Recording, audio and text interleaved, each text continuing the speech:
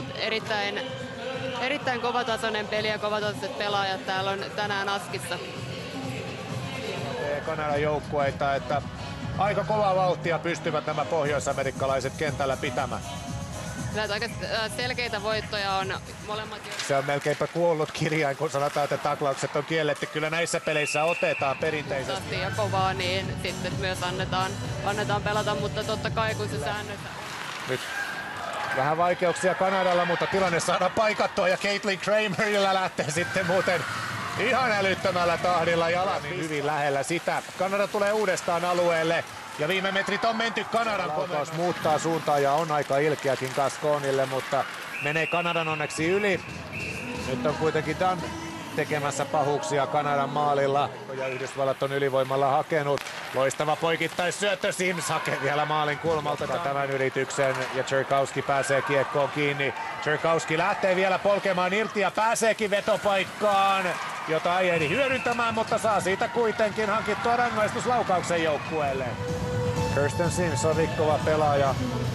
Ei siinä itse asiassa ole kauhean kaukana, että Sims saisi ihan puhtaan riiston aikaa, mutta vetää sitten loppujen lopuksi jaloille. Rikottu pelaaja Czerkawski itse yrittämään rankkarista. Vauhdilla hän tulee ja nostaa kauniisti rystyllä ylänurkkaan. Ja Kanadan penkki tuulettaa tätä kyllä nyt aikaa antaumuksen kautta. Olkapää alas, vettä korvasta. Kiekko rystylle ja hallittu nosto ylänurkkaan. Aikuisten arvokisoissa jo pelanneita ja maailmanmestaruusmitaleita voittaneita, että hän ehtisi kiekkoon ennen Leila Edwardsia. Kanada onnistuu silti pelaamaan kiekon alueelta ulos, mutta onpa upea syöttö Leila Edwardsilta Lacey Edenille ja peli on tasan. Plus sitten viimeistely. Gasconilla ei ole mitään sanottavaa tähän laukaukseen. Nova Henderson. Wynn. Harvey. Kiara Zanon syöttää maalille, sieltä tulee jatko ja kiekko valuu juuri maaliverkkoihin. Yhdysvallat on kääntänyt pelin lyhyen ajan sisällä. Tessa Janecki on maalin tekijänä ja Tessa Janecki maalin tekijänä, syöttäjänä Kiara Zanon ja kakkossyöttö maalin arkkitehdille Caroline Harveylle ottelun jälkeen. Abby Murphy. Murphy on pysynyt vielä yllättävän rauhallisena. Nyt haastaa kuitenkin vahvasti ja tekee muuten aivan järjettömän hienon esityön. Sydney Morrow pääsee valmiiseen pöytään ja Yhdysvallat johtaa 3-1. Siinä nähtiin sitten muutamassa sekunnissa Abby Murphyn osaaminen pähkinänkuoren. Jos piste vielä haluaisi alleviivata, niin ehkä kävisi pätkäisemässä jotain Kanadan pelaajaa nassuun tilanteen jälkeen, mutta jos keskitytään nyt itse niihin kiekollisiin taitoihin ja luisteluun, niin siinä on Abby Murphy. Siinä kuin kovat vauhdit hän tulee ja hallitsee kiekkoa. Ja tehdä tämän ottelun seuraava maali. Tässä siihen tulee paikka Claire Murdochille. Kiekko jää edelleen alueelle. Murphy laukauksen pystyy Gascon torjumaan. Kyllä siinä vaaran tuntua jatkuvasti oli ja tämä kiekon liikuttelu. Hän tyytyy päätykiekkoon. Sloane Matthews tiputtaa Harveylle ja Harvey pääsee heti vauhdilla liikkeelle. Harvey saa kiekon uudelleen keskelle ja 3-1. Ja kuitenkin ja tässä näkyy, kun pystyy lähteä sitten sinne hyökkäyksen kärkeen mukaan. Ja hän tekee virheitä hädintuskin lainkaan. Vaikka välillä hyökkää niin paljon, että näyttää, että ottelussa. Jocelyn Amos hyvin kiekottelee Kanada pois omasta päästä ja taas mennään hurjaa vauhtia maalia kohti. Murphy. Jostain tällaisesta Kanada pitäisi. Hayley Wynn takaisin Simsille, taas liikkuu kiekko hyvin ja nopeasti saadaan Murphylle. Tässä nyt kuitenkin tätä Yhdysvaltojen kiekon liikottelua ja kyllähän siinä oli vaaran tuntua taas. Janecki laukoo sivuverkkoon. Eden. Kanada on juuri. Hieno kaunis syöttö takaisin Simsille. Ja nyt sahataan sitten pahasti rikki Kanadan alivoiman nelikko, mutta välillä täällä kommentoitaessa, mutta onhan täällä huippumaalivahdit molemmilla joukkueilla.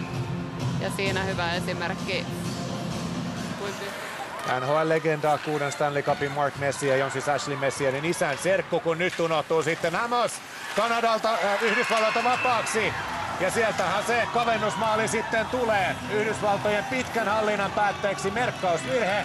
Jocelyn Amos on yhtäkkiä nokikkaan McNaughtonin kanssa. Selkeä nukahdus Yhdysvalloilta. Olikohan Lady Potter menossa vaihtoon vai mihin oli matkalla, mutta lopulta Amos jää täysin vapaaksi ja siinä on kaista täysin vapaana.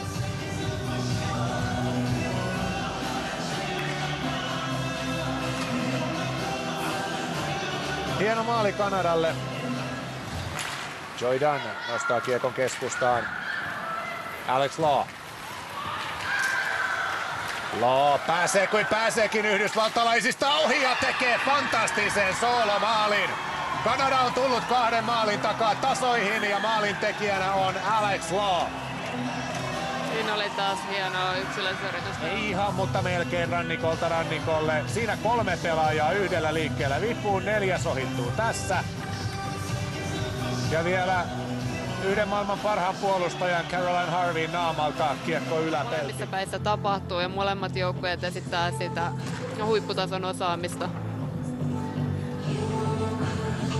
Onko jotain tavallaan sellaisia huijauskoodeja, joilla eurooppalaiset näin lyhyellä tähtäimellä voisivat päästä lähemmäs? Dunn, Harvey. Harvey nousee, yrittää löytää takaviistosta Murphyn, Sidney Morrow ja Yhdysvallat palaa johtoon. Morrow laukoo ja Abby Murphy ainakin tuulettelee sellaisen malliin, että hän ottaisi mielellään maalimerkinnän tilastoihin. Nopea kuitti Yhdysvalloilta Kanadan. Yksi häikäisevä syöttöpiste tänään Murphyllä. Ja ehkä tämä kuva tekee selkoa siitä, että onko se Murphy. Kyllä se näyttäisi siltä, että Murphy sieltä lyö kiekon sisään. Ja hieno ohjaus. Ei taida keskialueen puolelle tulla, ei pienestä yllätyspompusta huolimatta. Mutta nyt on sitten Cassie Hallilla irtioton paikka. Ja nyt on tyhjä maali Yhdysvalloilla edessään. 4-2, 5-3 Yhdysvalloille. Pientä syöttöä maalialueelle, niin kyllä näkee, että heillä oli... Tulee yksi laukaus. Messi ei saa kiekon viivalla, mutta pitää sitä sitten loppuun saakka. Yhdysvallat voittaa tämän ottelun 5-3 ja samalla koko turnauksen, mutta kylläpä nähtiin hieno jääkiekkopeli. Ehdottomasti oli todella viihdyttävä ja vauhdikas kamppailu ja ei tosiaan mikään... Koskaan voittanut aikuisten tasolla Pohjois-Amerikan joukkueita. Miten sä itse sanot, että muuttaisiko